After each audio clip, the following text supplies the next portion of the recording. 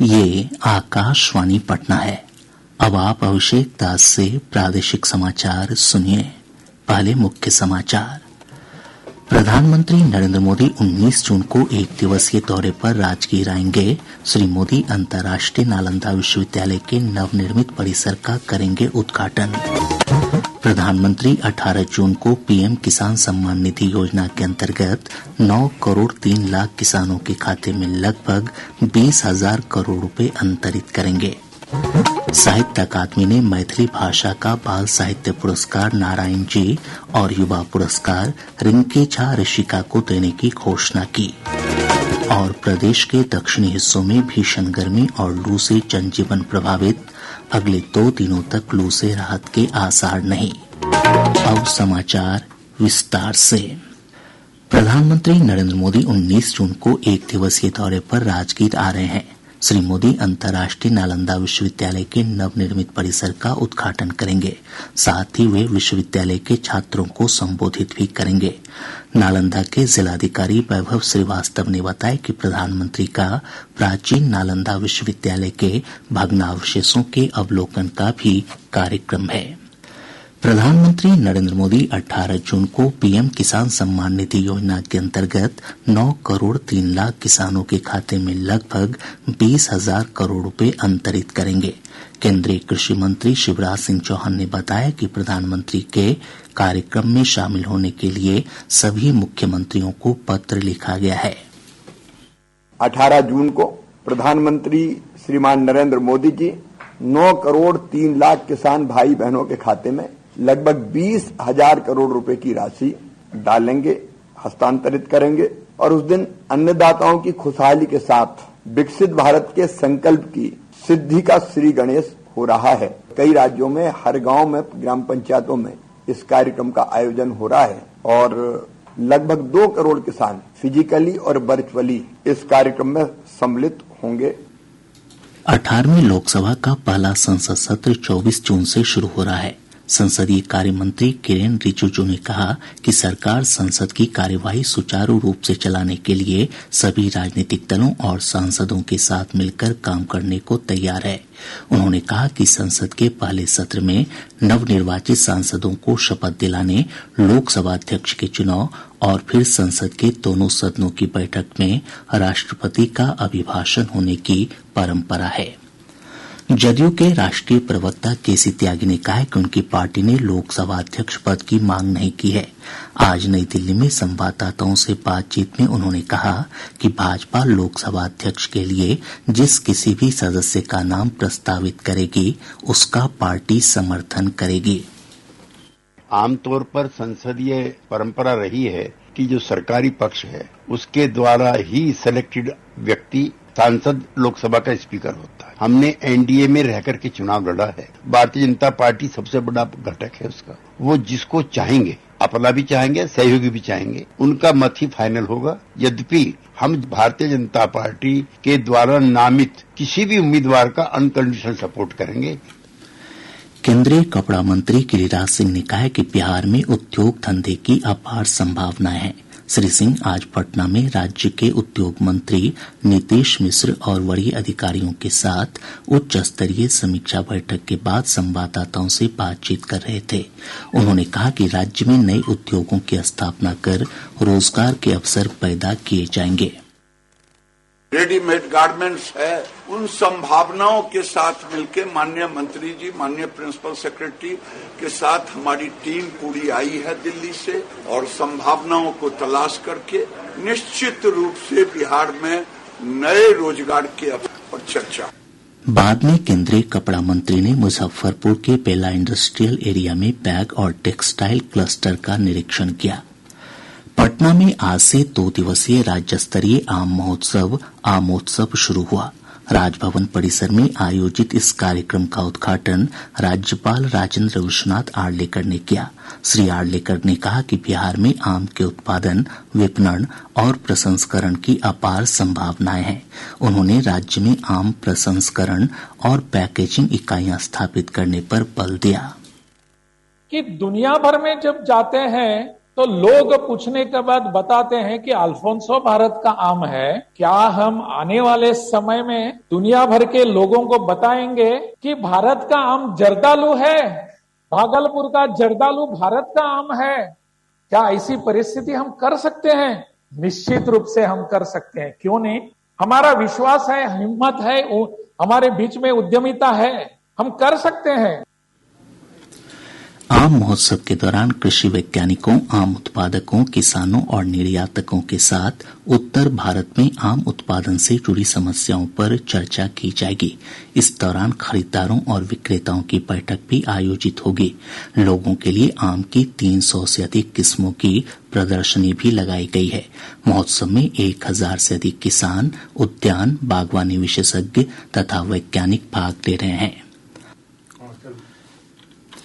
प्रादेशिक समाचार आप आकाशवाणी पटना से सुन रहे हैं। ताज़ा समाचारों के लिए आप हमारे एक्स हैंडल AIR News _ पर जा सकते हैं। साहित्य अकादमी ने इस वर्ष के साहित्य अकादमी बाल साहित्य पुरस्कार और साहित्य अकादमी युवा पुरस्कार की घोषणा कर दी है। साहित्य अकादमी बाल साहित्य पुरस्कार के लिए 24 लेखकों और साहित्य अकादमी युवा पुरस्कार के लिए 23 लेखकों का चयन किया गया है। साहित्य अकादमी ने बताया कि सभी चयनित लेखकों को 50,000 रुपये और एक ताम्र पट्टिका दी जाएगी। मैथिली भाषा में साहित्य अकादमी बाल साहित्य पुरस्कार जाने माने लेखक नारायण जी को उनके कहानी संग्रह अनार के लिए दिया जाएगा। वे मधुबनी जिले के घोघरडीहा के रहने वाले हैं। वहीं मैथिली भाषा में साहित्य अकादमी युवा पुरस्कार के लिए मधुबनी जिले के ननौर गांव निवासी रिंकी झा ऋषिका का चयन किया गया है। उन्हें उनकी कविता संग्रह नदी घाटी सभ्यता के लिए यह पुरस्कार प्रदान किया जाएगा। प्रदेश के दक्षिणी हिस्सों में भीषण गर्मी और लू से जनजीवन प्रभावित है। मौसम विभाग से प्राप्त जानकारी के अनुसार आज पटना, गया, नालंदा, नवादा, शेखपुरा, जहानाबाद, सारण, सिवान और जमुई जिले में लू की स्थिति बनी रही। वहीं राज्य के उत्तर पश्चिम और उत्तर मध्य हिस्सों में गर्म दिवस जैसे हालात रहे। पिछले 24 घंटों के दौरान 45.9 डिग्री सेल्सियस अधिकतम तापमान के साथ बक्सर और भोजपुर राज्य के सबसे गर्म स्थान रहे। राजधानी पटना का अधिकतम तापमान 42.8 डिग्री सेल्सियस रिकॉर्ड किया गया। दूसरी तरफ राज्य के उत्तर पूर्वी हिस्सों में कई स्थानों पर हल्की से मध्यम बारिश हुई है। किशनगंज के तीगल बैंक में सबसे अधिक 24.2 मिलीमीटर बारिश रिकॉर्ड की गई। मौसम विज्ञान केंद्र पटना के वैज्ञानिक कुणाल कौशिक ने बताया कि अगले 2 दिनों तक राज्य के दक्षिण और उत्तर पश्चिमी हिस्सों में लू की स्थिति बनी रहेगी। वहीं उत्तर पूर्वी हिस्सों में कुछ स्थानों पर तेज हवा के साथ बारिश का पूर्वानुमान है।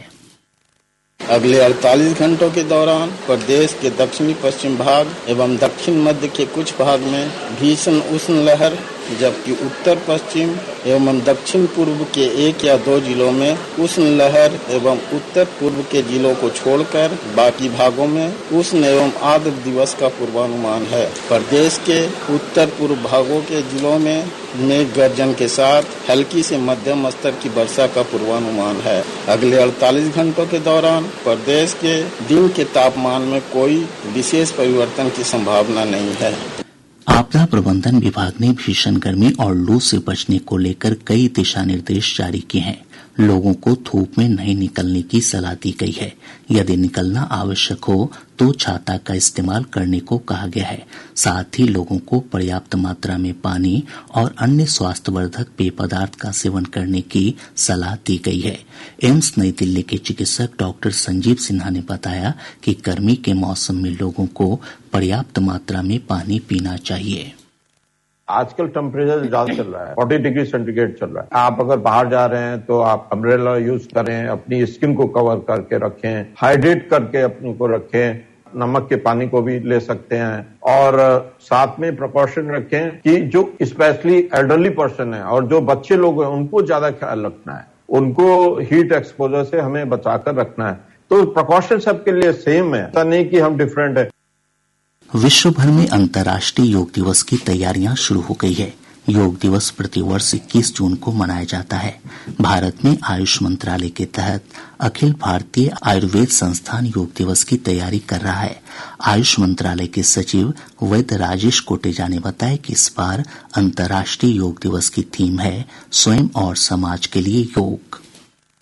इस बार थीम बहुत इंटरेस्टिंग है, योग फॉर सेल्फ एंड सोसाइटी। तो सेल्फ एंड सोसाइटी का मतलब ये कि स्वयं के लिए और समाज के लिए योग। तो योग का दोनों पर्सपेक्टिव है कि हम स्वयं के लिए, स्वयं के स्वास्थ्य के लिए, स्पिरिचुअल ग्रोथ के लिए, मेंटल हेल्थ के लिए हम योग का प्रयोग करते हैं। अष्टांग योग की बात कर रहा हूँ। और ऐसे ही समाज के लिए भी योग के माध्यम से हम कितना समाज के लिए काम कर सकते हैं, समाज का पार्टिसिपेशन सुनिश्चित कर सकते हैं। पटना के बिहटा स्थित एक निजी बैंक से अपराधियों ने लगभग 19 लाख रुपए लूट लिए। पुलिस ने बताया कि अपराधियों ने बैंक की शाखा से 17 लाख रुपए और 2 अन्य ग्राहकों से लगभग 2 लाख रुपए लूटे। मुख्यमंत्री नीतीश कुमार ने जम्मू कश्मीर के नौशेरा में पदस्थापित मधेपुरा निवासी भारतीय सेना के हवलदार पवन कुमार की शहादत पर गहरा शोक जताया है।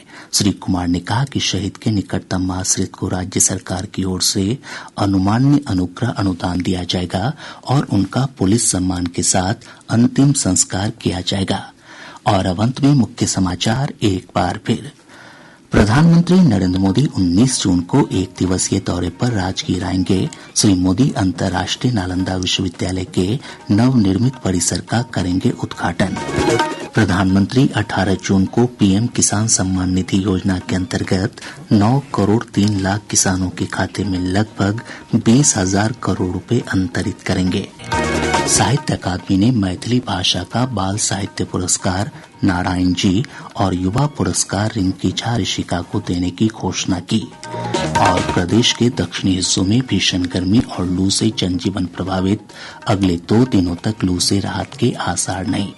इसके साथ ही आकाशवाणी पटना से प्रसारित प्रादेशिक समाचार का ये अंक समाप्त हुआ।